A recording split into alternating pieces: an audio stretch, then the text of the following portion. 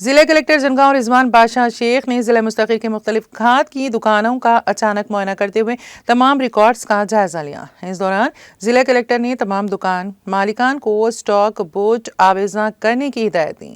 انہوں نے تمام کھاد کی اشیاء کو اقل ترین امدادی قیمت پر فروخت کرنے، خرید و فروخت کے رسائد کی ترتیب کرنے کی ہدایت بھی دی اور غیر معیاری و نقلی تغم اور کھاد فروخت کرنے والوں کے خلاف سخت کارروائی کرنے کا ضلع کلکٹر رضوان بادشاہ شیخ نے انتباہ دیا۔